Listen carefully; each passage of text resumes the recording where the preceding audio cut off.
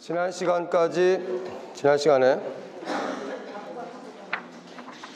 연기법에 대해서 알아봤지요? 연기법이 뭡니까?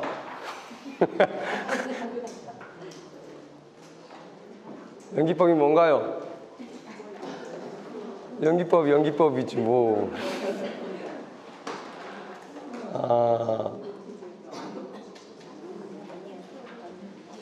연기법을 간단하게 말하자면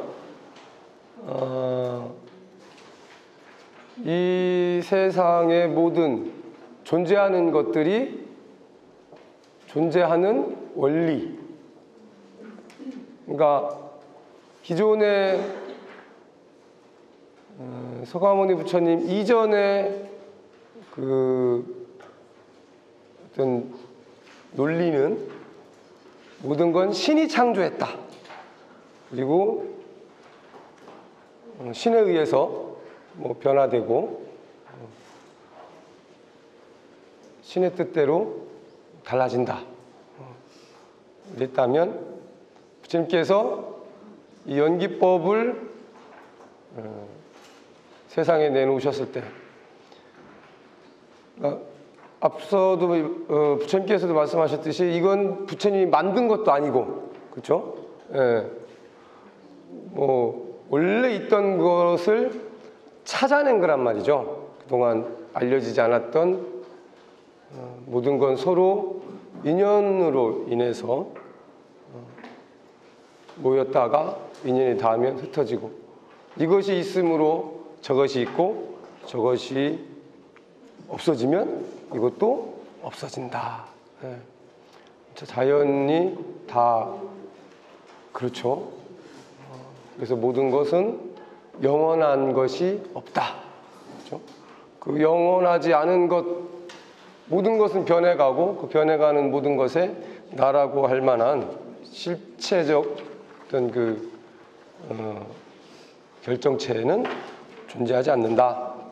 그것이 다 연기법에 포함이 됐다고 말씀을 드렸어요. 그래서 우리가 흔히 말하는 인연법 아시죠? 인연법, 또 인과법, 이것이 다 연기법 안에 포함된 내용이에요. 인연과 인과는 서로 닮은 듯 다르죠. 어떤 점이 닮고 어떤 점이 다를까요? 인연과 인과. 인연은 말 그대로 인연은 좀 더 세분화하자면 서로 둘 다 인연도 뭔가의 관계에 대해서 만나고 헤어지고 하게 되죠. 그걸 다 우리는 인연이라고 해요. 사람과 사람 사이에만 만나고 헤어지는 것이 아니라 사람과 물건도 만나고 헤어지게 되죠. 그것도 인연인 거야. 그죠? 심지어는 병도 인연이라고 그랬어요. 내가 앓게 되는 병도 그 병하고 병을 앓을 만한 인연이 있으니까 병을 앓고 그 인연이 닿으면 또 떨어지게 되겠죠. 그것이 다 인연인 거예요. 그런데 그 병과도 인연이 있는데 병을 만나게 되는 원인이 있고 그 원인에 의해서 어떤 병이라고 하는 결과가 나타나죠. 그렇죠? 그게 인과야. 원인과 결과. 또 병이 생긴 게 바로 원인이 되고 또 다른 방법을 통해서 병을 낫게 된 것이 결과가 되죠. 그래서 인연과 원인과 결과는 끊임없이 반복되는 거예요. 그렇죠? 결과라고 해서 거기서 끝나는 것이 아니라 그 결과는 또 다른 원인이 된다는 거죠. 그 원인에 의해서 다음 과정으로 이어지고 그것이 계속 이어지는 것이 인과가 그러니까 연기법이에요. 그 연기법 안에 다 포함이 되는 거죠. 초등학교를 졸업하면 중학교 들어가고, 중학교 졸업하면 고등학교 졸업, 고등학교 졸업하면 대학교, 뭐 또는 뭐 사회생활. 그러니까 졸업만 하면 끝이야. 다들 그런 얘기 하잖아요. 엄마들 그런 얘기 하죠. 예, 고3 해야, 요즘 고3 기도하고 있는데 대학만 들어가, 대학만. 입시만 끝나면 다 끝날 것 같죠? 아니야. 또 이렇게 시작이 되잖아요. 또 할 게 얼마나. 취업. 야, 취업만 되면 끝이야. 취업만 되면 끝이 아니죠. 할 게 너무나 많아. 결혼도 해야 되고, 뭐. 결혼 안 해도 돼. 그런데 결혼 안 한다면 끝이 아니야. 또 다른 일이 또 있고. 뭐든 아무튼 그럼 뭐 어떤 결국 죽어야 끝이 나는가? 죽어도 끝이 아니야. 왜냐하면 또 태어나는데. 그러니까 우리가 연기법을 정확하게 알고 그것을 인식 받아들이고 해야 될 목적이 어디에 있느냐? 벗어나려고 하는 거예요. 벗어나려고. 그 연기법 6도 윤회에서 벗어나고자 이 수행을 한단 말이죠. 물론 잘 알아서 좋은 데만 골라가도 되지만, 좋은 데 골라가도 여행지 그런 거 있잖아요. 여행지 최고로 맛있는 집, 최고로 좋은 숙소, 최고로 멋진 풍경을 찾아다녀도 힘들어. 그죠?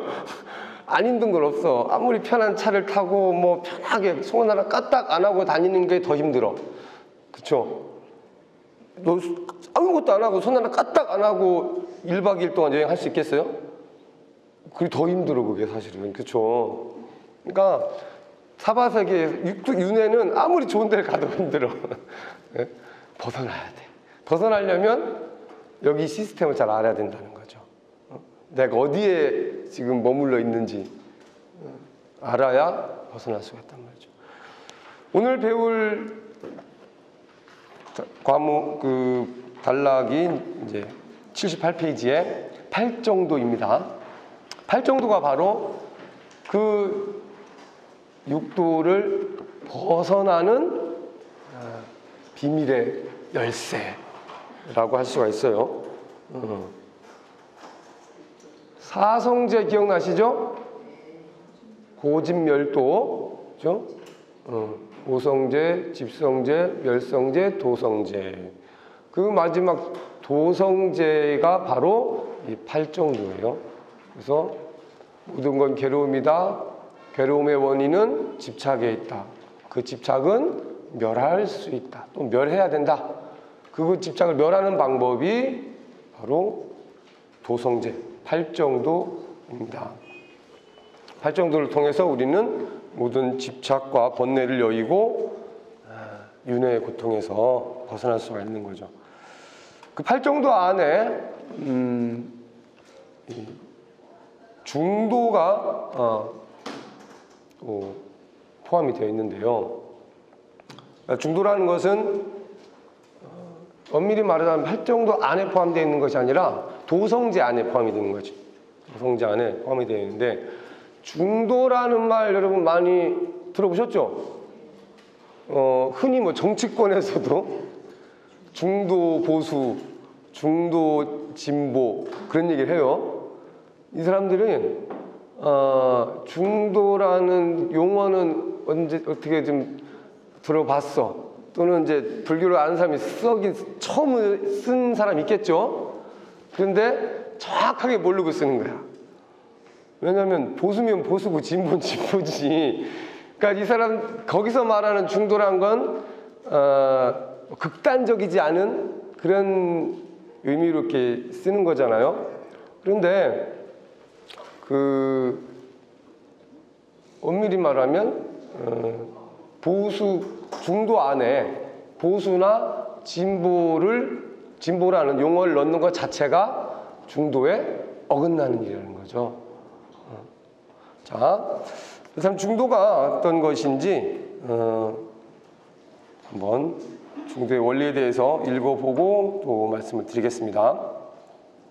우리는 앞에서 만유는 인연생기하고 있다는 연기법에 대해 알아봤습니다. 이것은 만고불변의 법칙입니다. 또한 어느 한쪽에 치우친 삿된 것을 여인 중정한 도인 것이며, 이런 의미에서 우리는 연기를 중도라고 부릅니다. 중도라 하면 얼른 생각하기에는 이것과 저것의 중간이나 혹은 이것도 저것도 아닌 제3자를 연상할지 모르나 결코 그런 것은 아닙니다. 이제 중도에 대한 이해를 좀 더 명확히 하기 위하여 앞에 나온 연기법과 삼법인서를 상기하여 가면서 이를 논해보겠습니다. 모든 현상계의 제법은 이것이 있으므로 저것이 있고 이것이 일어나므로 저것이 일어난다는 이 제법은 상의성 관계에 있기에 어떤 고정된 실체가 있거나 항상 됨이 없이 인연으로 모였다가 인연이 닿으면 흩어지는 것입니다. 그러므로 어느 것도 따로 독립되어 존재할 수는 없는 것입니다.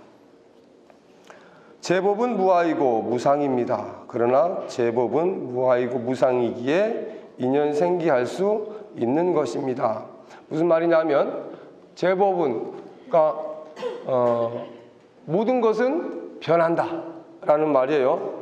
모든 것은 변한다라는 법칙, 그것을 제법이라고 하는데, 그 제법은 그 모든 것은 변하는 것 안에 나라고 할 만한 고정된 실체가 없고 또 머물러 있는 것이 없다라는 말이죠.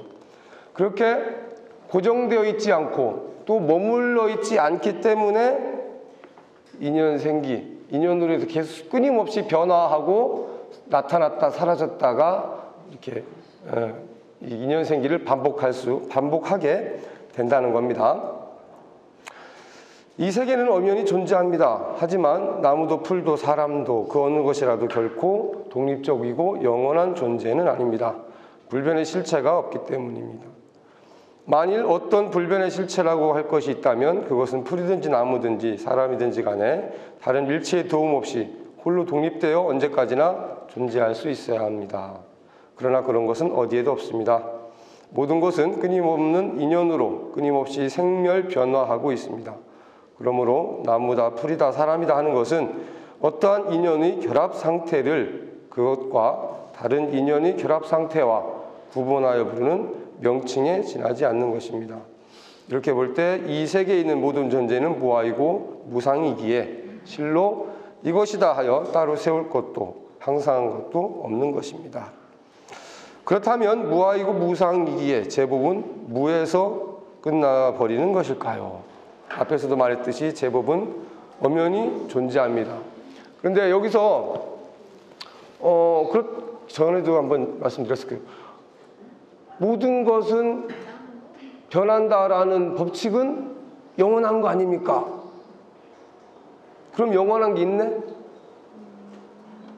그렇죠? 그런데 봐봐요. 모든 것은 영원하다라는 그 법칙이 눈에 보이나요? 손에 잡히나요? 현상계에 물질적으로 존재하는 것이 아니죠. 그렇죠? 그것을 이 현상계에 존재하는 것들과 혼돈하면 안 돼요. 그렇죠? 그건 법칙이야, 법칙. 그래서 제법은 그 법칙은 엄연히 존재하는 겁니다. 인연으로 결합된 모든 것은 각기 그 인연대로의 모습을 지니고 있는 것입니다.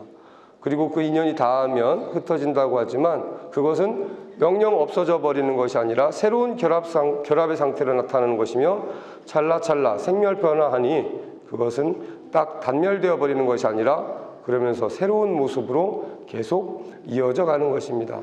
그리하여 제법은 무하다, 무상이다 하여 그것이 결코 정말로 아무것도 없다는 것은 아닙니다. 분명히 현상계에서 또 이렇게 여기 컵이 있어요. 그렇죠? 얘 있어요, 없어요? 있어요. 없다는 건 아니야. 그렇죠? 그런데 영원하지 않다는 거지. 그렇죠? 돌도 그렇고 뭐 나무나 풀이나 머물러 있지 않고 끊임없이 변화한단 말이에요. 그렇죠? 얘도 언젠가는 깨지겠죠. 뭐 낡아서 못 쓰게 될 수도 있고, 나무도 아주 작은 묘목에서부터 크게 자라서 베어지고 그러면 사라지죠.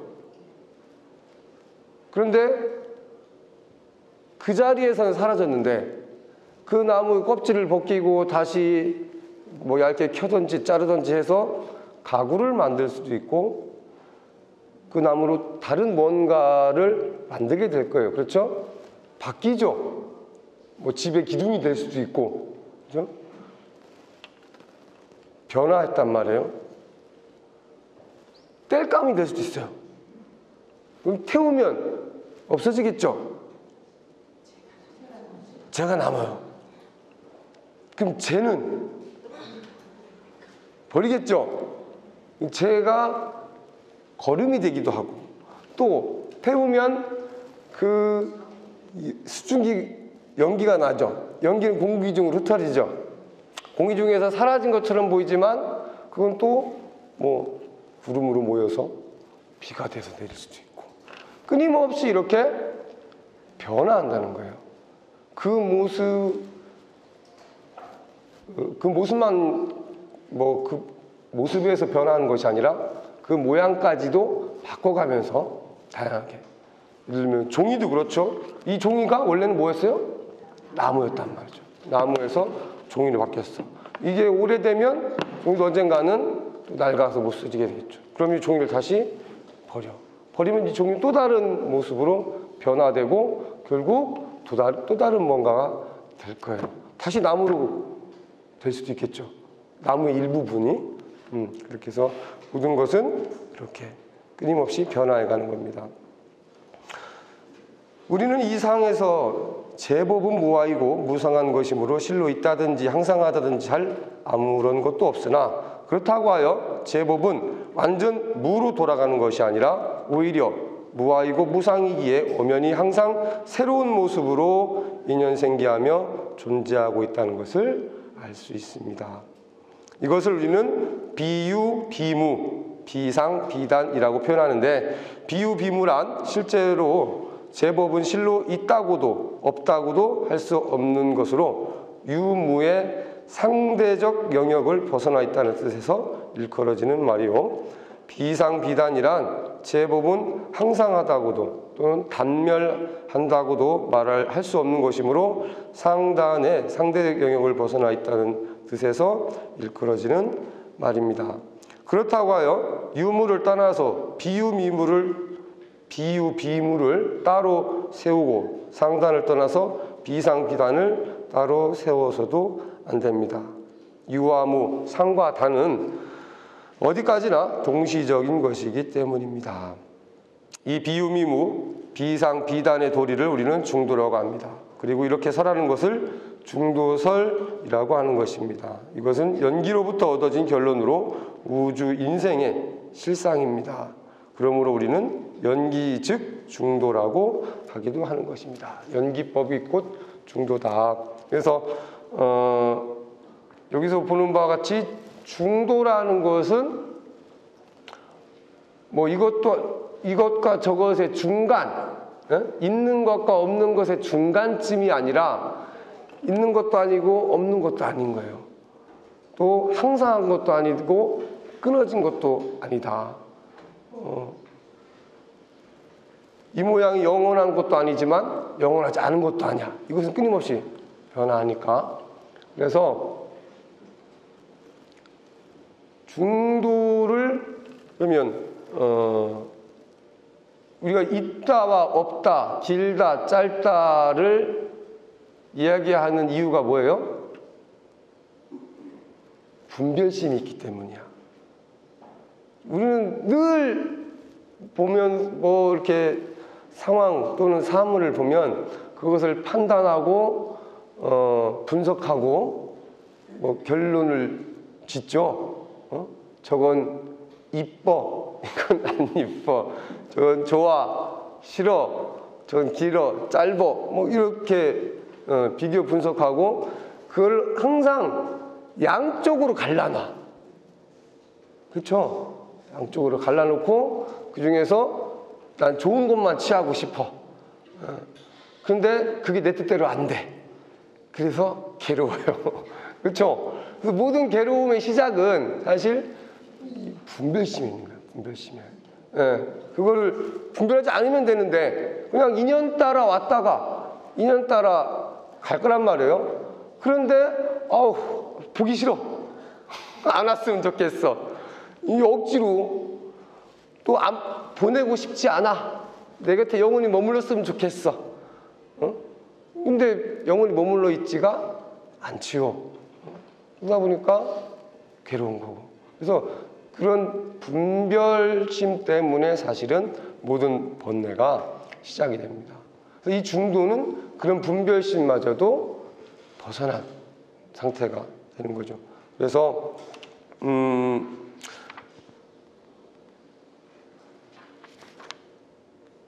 뒤에 쭉 그 중도에 대한 이야기가 계속해서 이렇게 나오는데요.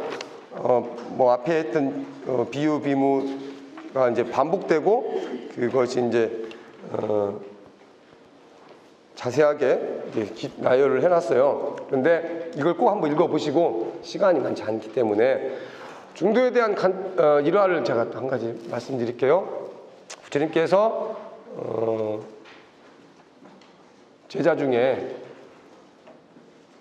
아나율이라고 하는 제자가 있었는데 아나율은 참 지계제일이고 아나율 말고 천원통을 얻은 갑자기 본명이 생각이 안 나요. 부처님 제자 중에 수행을 하다가 깜빡 이렇게 졸았어요. 누가. 그랬더니 부처님께서 야 지금 때가 어느 때인데 졸고 있어 하고 이제 한마디 하신 거야. 그게 너무 부끄러운 거죠. 제자가. 그래가지고 눈에다가 이렇게 나뭇가지를 이렇게 딱 붙이는 거야. 이렇게 붙여놓고 절대 나 오늘부터 눈을 감지 않겠다. 잠을 자지 않겠어 하고 눈도 안 깜빡거리고 잠도 안 자고 수행을 한 거예요. 그렇게 하다가 결국 이제 실명이 되어버렸어.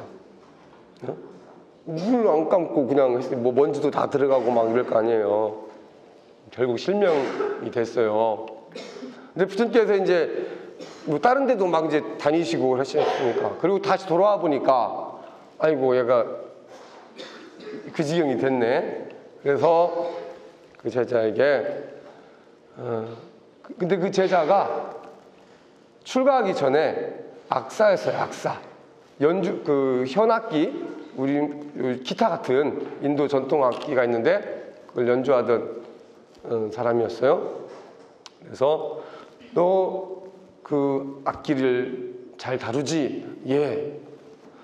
그 악기에 줄을 너무 세게 감으면 소리가 나냐 안 나냐? 안 나. 제대로 안 납니다. 결국 줄이 끊어지고 맙니다.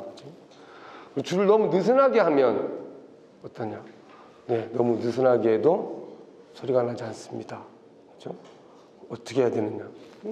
정확한 소리가 나도록 조율을 해야 되는 걸 말이죠. 그렇죠? 그런데 잘 봐요. 흔히 기타 다 아시죠? 줄이 몇 개예요? 6줄이야. 가야금은 12줄. 그죠? 그런데 그 줄의 소리가 다 같아요, 달라요? 다 달라요. 그치? 기타 줄의 6 굵기도 다 달라요. 그죠? 그 줄을 1번 줄부터 6번 줄까지 소리를 똑같이 맞추면 연주가 될까요, 안 될까요? 연주가 제대로 안 돼요. 그렇죠? 각각에 맞는 음역대가 있단 말이에요. 거기에 잘 맞춰야 돼요. 거기서 낮거나 높으면 안 돼. 그렇죠? 물론 일부러 낮거나 높여서 연주를 하기도 하지만 기본적으로는 근데 중요한 건 그 6개 줄의 음이 물론 1번 줄하고 6번 줄은 같은 미 소리가 나지만 낮은 미 소리와 높은 미 소리가 나요. 어쨌든 소리는 다 다르죠. 똑같지 않단 말이야. 서로 다른 소리를 조화롭게 냈을 때 아름다운 연주가 되는 거예요. 그죠? 중도도 어느 한쪽으로 치우치는 것이 아니라 딱 그 정확한 상태, 음이 아주 잘 맞듯이 낮은 것도 아니고 높은 것도 아니고 사람마다 자기 뭐랄까 기준이 있어요. 근데 아이들한테 특히 엄마들 그러죠. 야, 쟤는 저런 것도 잘하는데 왜 넌 못해? 아이들이 다 똑같아질 수가 없다는 말이죠. 기타 6줄도 다른데 그 많은 아이들 어떻게 다 똑같이 되겠어요? 다른 게 당연하다는 말이죠. 거기서 뭘 더 내가 원하는 대로 바꾸려고 하고 그게 왜 나왔어? 분별심. 그렇죠? 아, 이것만 좀 더 잘하면 좋을 텐데. 이렇게 안 하면 좋을 텐데. 그것도 다 뭐예요? 분별심에서 나오는 거야. 이건 좋다, 이렇게 하는 건 나쁘다 라는 생각에서. 그런 걸 다 떠났을 때 비로소 오히려 그 기타줄이 갖고 있는 소리가 정확하게 아름답게 울려 나오듯이 아이들도 마찬가지라는 거죠. 그래서 어쨌든 아이들 교육도 사실 이 중도에 입각해서 해야 돼. 치우치지 않도록. 예? 그 어디에다 맞춰야 되냐? 아이들한테 맞춰야 돼요. 나한테 맞추는 게 아니라. 그래서 중도란 어쨌든 이것도 아니고 저것도 아닌 것이 아니라 사실은 어느 쪽으로도 치우치지 않는 것, 그것이 중도입니다. 팔정도란 중도의 이치를 여실히 파악한 후에 나오는 실천적인 중도 행위입니다. 자, 그런 줄 알았으면 중도가 그런 것이구나, 어느 쪽으로도 치우치지 않는 거다 라면 그걸 알았으면 이제 실천을 해야죠.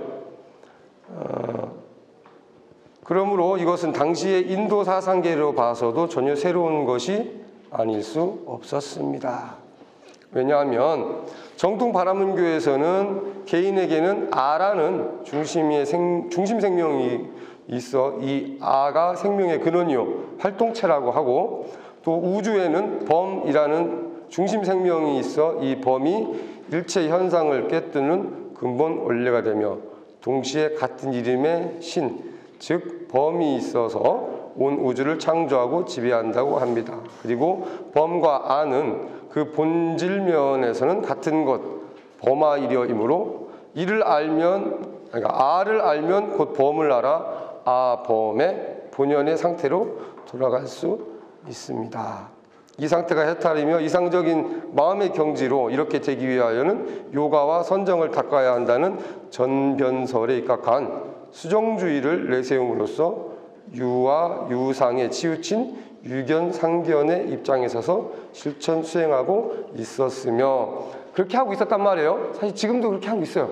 그런 사상에 입각해서 나라는 존재, 절대적인 나가 있고 범이라고 하는 신이 있어서 나와 그 신이 요가 또는 어떤 수행을 통해서 이제 일치가 되고, 그래서 모든 것은 유와 유상은 나라는 게 있다, 또 영원한 것이 있다, 그렇죠?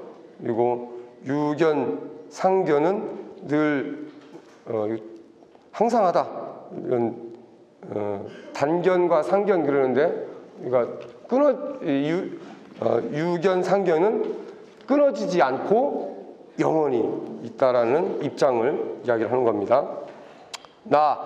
일반 사상계에서는 육사외도를 비롯하여 62견, 363견이 있었다고, 그러니까 수많은 견해들, 다양한 견해들이 있었다는 거예요. 다 알 수는 없지만 대부분의 모든 것은 우리 인간과 마찬가지로 지수, 화풍 등이 어떤 실체인 요소들이 모여서 이루어진 것으로, 그 요소가 흩어지면 아무것도 안 남는다고 합니다.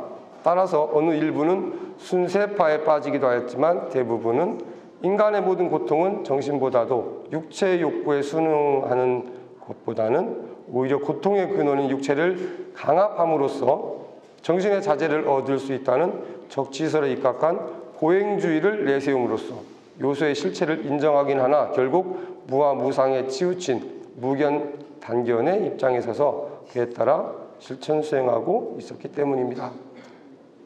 뭔 말인지 모르겠죠? 분명히 한글인데 뭔 말이야 이게? 이건 이제 반대대로 절대적인 것이 아까 유견, 상견 또 유와 유상과 반대되는 거죠. 이건 이제 끊어지면 끝이다. 그것을 끊기 위해서, 없애기 위해서 체구는 뭐야? 고행주의. 그 몸을 최대한 혹사시킴으로 해서 그런 윤회로부터 벗어난다는. 그래서 지금도 인도에 가면 오른팔을 들고 절대 내리지 않는, 전에 다큐멘터리에서 봤는데요. 오른팔을 전혀 안 쓰는 거예요. 늘 들고 있는 거야. 그러다 보니까 오히려 팔이 태화가 돼가지고 기형적으로 변했죠. 그런데 그런 극심한 수행을 통해서 이 윤회에서 벗어난 어떤 그 신과 하나가 된다라는 생각을 하는 거예요. 근데 부처님께서도 6년 동안 수행하실 당시에 엄청난 고행을 하셨단 말이에요. 그렇죠? 누구도 따라할 수 없을 정도의 고행을 하셨는데, 고행해보니 고행을 통해서 이르는 최고의 경지에 갔지만 완전한 열반에 들지는 못했던 거예요. 그래서 부처님께서 고행은 완전한 열반에 이르는 열쇠가 아니다 라고 해서 고행을 포기하셨죠. 왜냐하면 그 또한 한쪽의 극단으로 치우친 것이기 때문에 중도에 어긋나는 것이죠. 말 그대로 악기의 줄을 너무 바짝 조인 것 같은 거예요. 그럼 제대로 소리가 나지 않게 되겠죠. 그러므로 이 두 가지는 모두가 어느 한 극단에 치우친 것으로 결코 옳은 방법이 아니었습니다. 석존께서는 정각을 이루기 전 이미 이 두 가지의 수행 방법을 버리셨습니다. 그리하여 정각을 성취하신 부처님께서는 연기법에 의한 비유, 비무, 비상, 비단의 중도소를 말씀하셨습니다. 이것은 이들의 주장과는 상반되는 것이었습니다. 그렇다면 석존께서는 이들과 대립하기 위하여 이런 중도소를 말씀하셨을까요? 그런 석존께서 이 세상의 이치를 정확하게 깨달으시고 보니 그들의 주장이 이처럼 틀리게 판명된 것입니다. 따라서 석존께서 말씀하신 중도행으로서의 팔정도는 정말로 새롭고 정말로 해탈을 이루는 길이 안 될 수 없었던 것입니다. 그러니까 이전에 모든 수행자들이 했던 한쪽으로 치우친 수행, 한쪽은 있는 것에 중점에서 수행을 하고 또 한쪽에서는 없는 것에 치우쳐서 수행을 했단 말이죠. 그런데 부처님께서는 그 두 양극단을 다 버리고 전혀 획기적인, 정말 그때까지 세상에 없던 이론을 내세우시고 그에 대한 수행법을 내세우신 것입니다.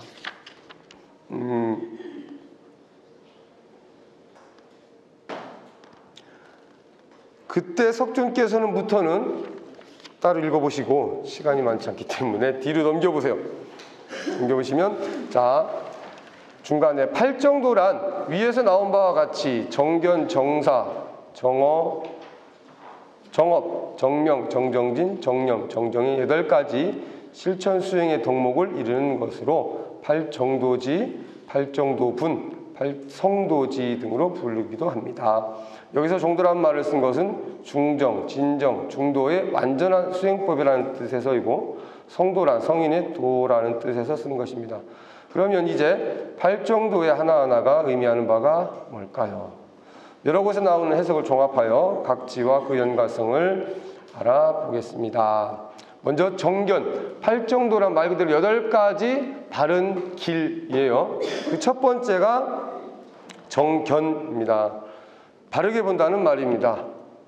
우리 중생들은 이 세상의 이치를 바르게 보지 못하고 있습니다. 그렇기 때문에 인생은 이런 것이다, 아니 저런 것이다, 세상이 이런 것이다, 아니 저런 것이다 하여 각자의 그릇된 견해를 내세워 반목질시하고 또 그에 따라 그 나름대로의 그릇된 행동을 함으로써 생사에 윤회하는 고해를 지어내고 있는 것입니다. 따라서 우리가 스스로 괴로운 존재임을 자각하고 정말로 생사고해를 떠나고자 할진대는 우선 우주 인생의 진리를 진리 그대로 바르게 보고 바르게 알지 않으면 안 됩니다. 정견이라 함은 바로 이것을 말하는 것입니다. 그리고 이 정견이 제일 앞에 놓인 이유는 이 정견이 있은 다음에야 비로소 이에 따른 다른 실천 수행이 가능하기 때문입니다. 팔정도가 사성제에 예속되어 있는 유형의 경전에서는 정견을 고집멸도의 사성제를 아는 지혜라고 되어 있기도 하나 이는 위에서 본 바와 같이 후에 섭입된 것으로 보아야 할 것입니다. 왜냐하면 물론 사성제의 내용이 연기설, 삼법인설, 중도설 등과 결코 다른 것은 아니지만 팔정도가 최초의 설법이고 사성제가 2차의 설법으로 나와 있는 이상 정견의 설명에 처음부터 고집멸도라는 표현을 쓰셨을 리가 없기 때문입니다. 부처님 그 초기에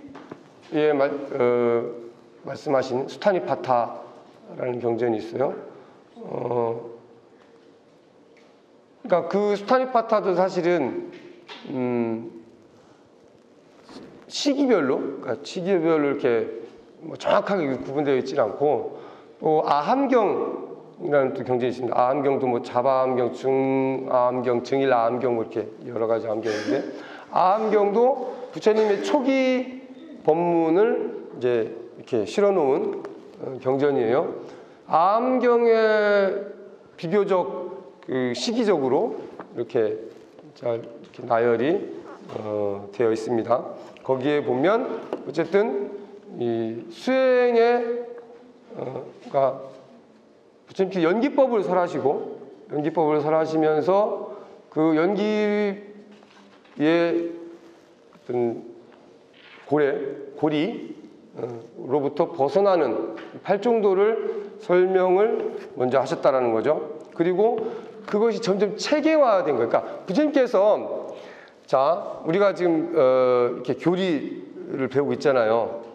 그런데 깨달음을 얻으시고 나서 그거를 일목요연하게 딱 정리해가지고 말씀하신 것이 아니라 처음에는 물론 당신이 깨달은 바를 제자들에게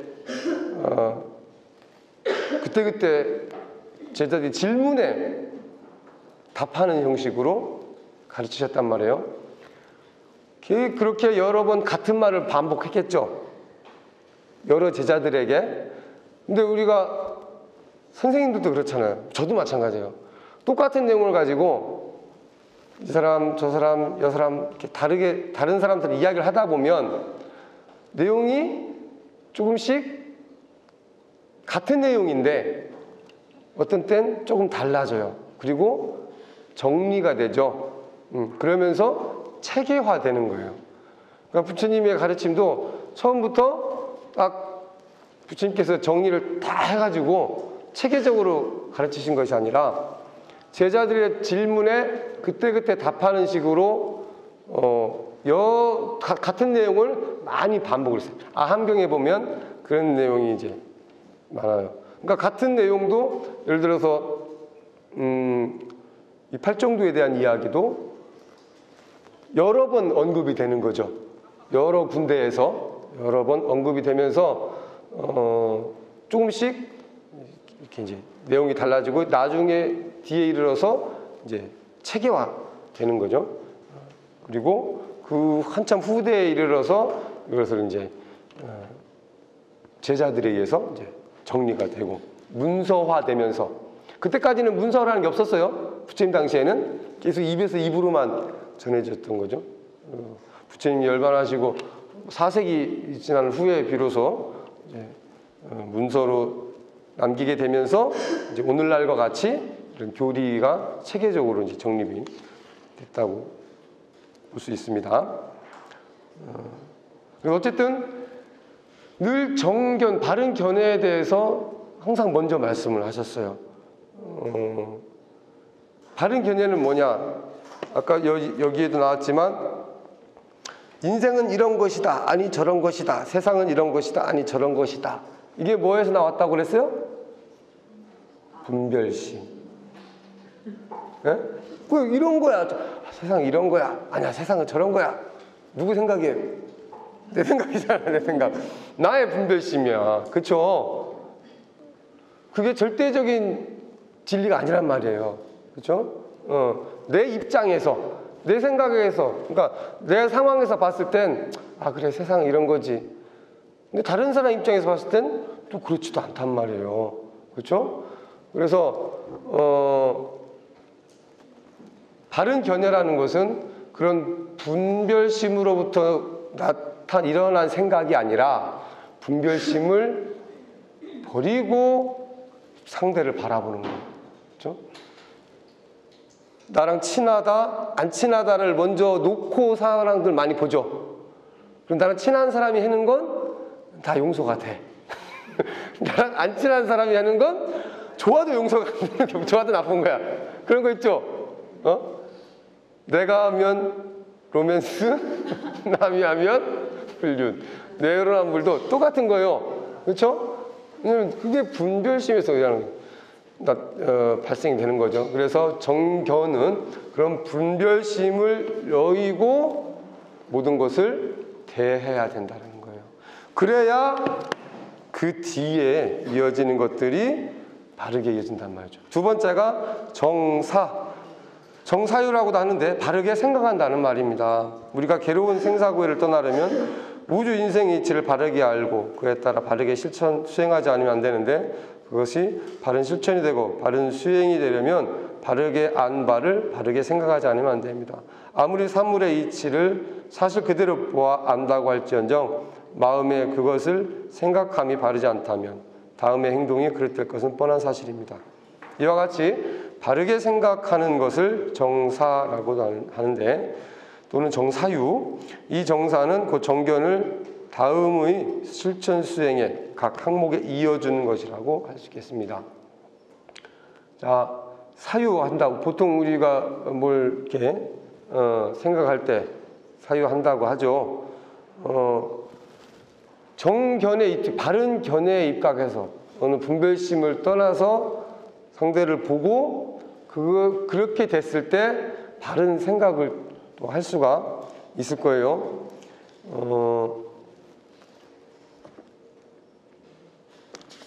뒤에 내용이 아무튼 자, 시간 관계상 빨리빨리 넘어가겠습니다. 다음 세 번째 정어, 바르게 말을 한다는 뜻입니다. 우리는 마음속의 생각을 밖으로 표현함과 함에 말과 몸으로서 하는데 몸으로서 행위보다는 말로서 행위가 앞섭니다. 따라서 바른 생각을 하고 바르게 생각한 바를 바르게 말한다는 것은 당연한 이치입니다. 만일 생각한 바와 다르게 말하거나 혹은 아무런 이렇다 할 생각도 없이 그냥 생각나는 대로 짓거리거나 한다면 이는 결코 바른 말, 좋은 말이 될 수 없습니다. 우리는 바른 생각에 바른 말을 하여야 합니다. 이를 정어라고 이야기합니다. 그러니까 표현의 시작이죠. 자, 우리가 어떤 상황을 딱 봐요. 그죠? 보고 저 상황이 어떤 상황이지? 하고 생각을 하게 되죠. 그리고 그렇게 생각한 것에 대해서 누구한테 뭐 해요? 말해요. 야, 쟤네 아까 내가 봤는데 너한테만 얘기하는 거야? 너한테만 얘기하는 거야? 하면서 말을 한단 말이죠. 그죠? 그런 다음에 그 말 뒤에 정업이란 바른 행동을 한다는 것입니다. 우리가 마음속에 생각을 표현하는 것은 말과 몸인데 말이 바르면 행동도 바로 해야 한다는 것은 두말할 여지가 없습니다. 예부터 언행일치란 말도 있듯이 말과 행동이 달라서는 안 됩니다. 그리고 정견 다음에 마음으로서 정사, 입으로서의 정업, 몸으로서의 정업의 순서로 되어 있는 것은 우리가 행동하고 있는 모든 기관을 통틀어 나누면 몸과 입과 마음의 세 가지로 나눌 수 있는데, 우선 마음에 생각하는 바가 있어야 말로 표현하고 좀 더 적극적으로 몸으로서 행동하기 때문에 정해진 자연스러운 순서라고 하겠습니다. 그리고 원래 업이란 말은 신구의의 행위를 가리키는 말로 모든 행위는 반드시 원인이 되어 그에 따른 결과를 초래할 세력이 있으므로 일컫는 말인데, 여기에서의 정업이란 의업으로서의 정사와 구업으로서의 정어가 이미 앞에 나왔기 때문에 신업을 가리키는 말로 표현된 것이라고 보아야 할 것입니다. 무슨 말인지 이해가시죠? 신구의 삼업, 우리는 흔히 이렇게 세 가지 행위를 통해서 데이터를 축적한다고 말씀을 드렸어요. 앞에 정사, 이것은 의업, 그렇죠? 정어는 구업, 정업은 행동에 관련된 신업이 된다는 겁니다. 다섯 번째, 정명, 바르게 생활한다. 우리는 생각하고 말하고 행동하면서 살아가고 있습니다.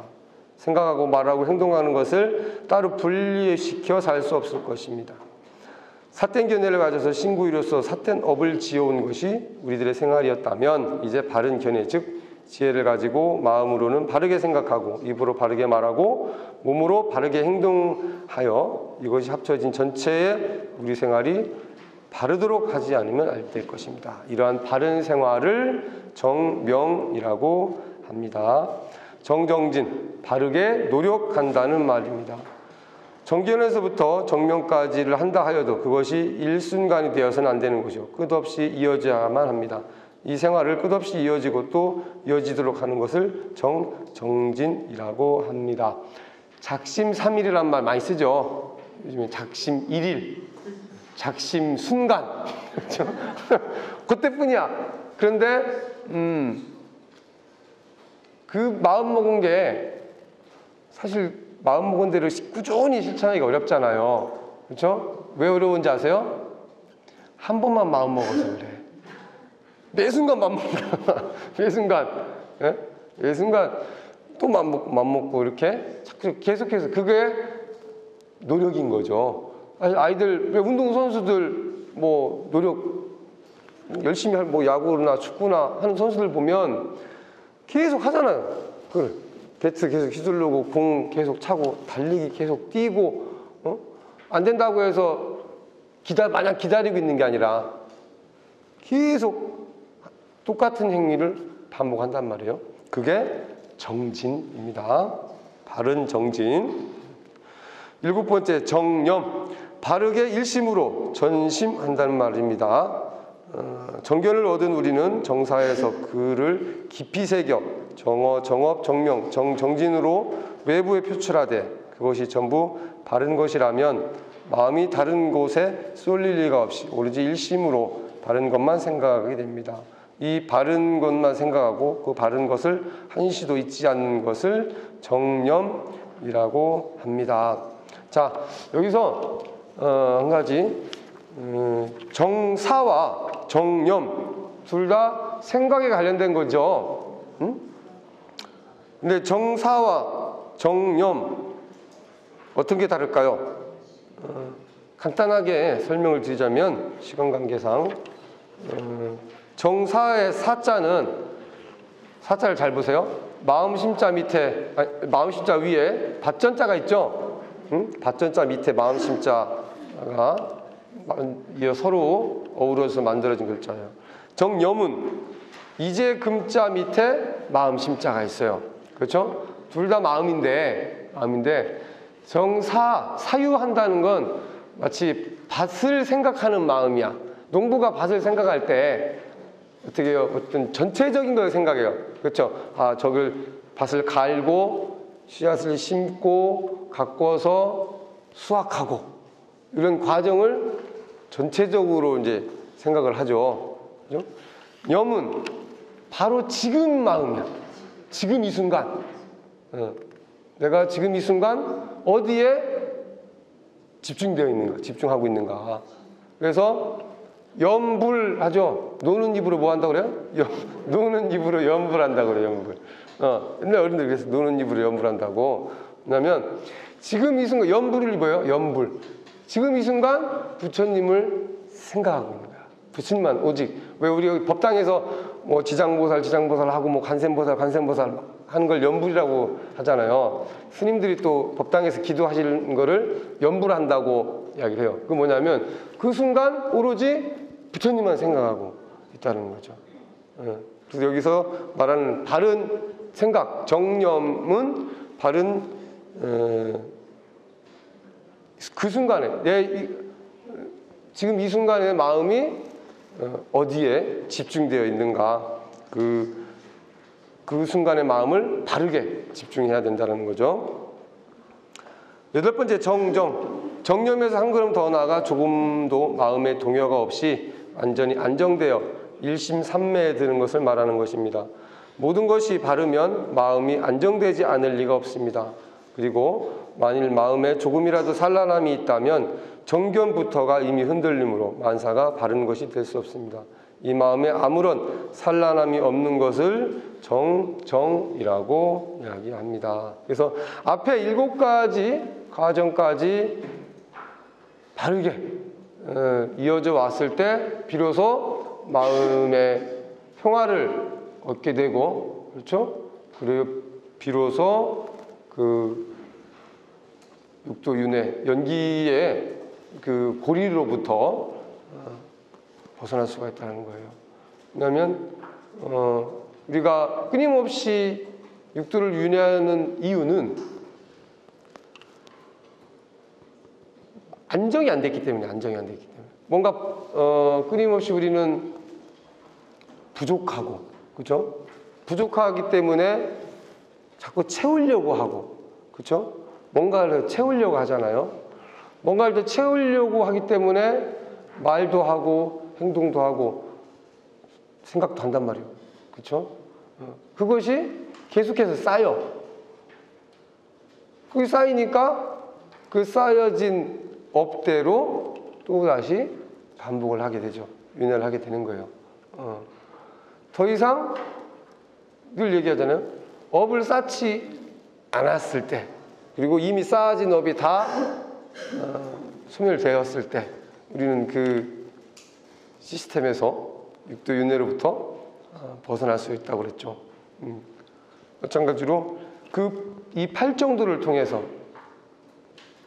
정사,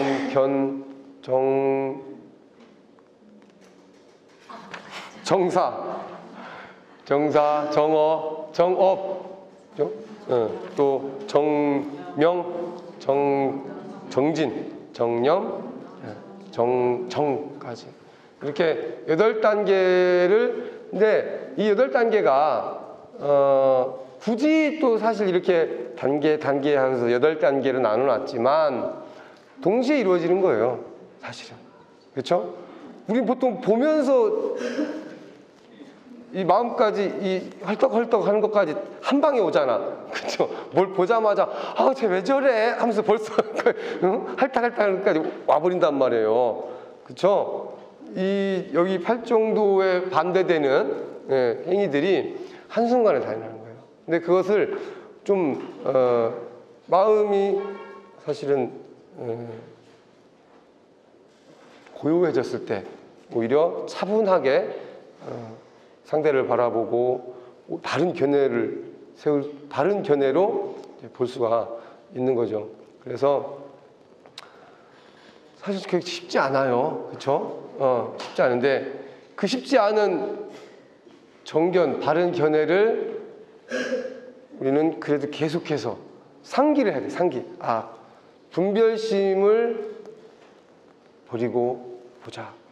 자꾸 그게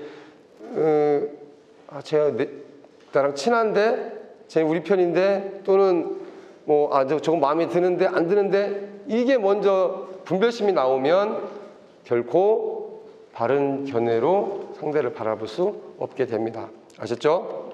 네, 오늘 수업은 여기서 마치겠습니다. 수고하셨습니다.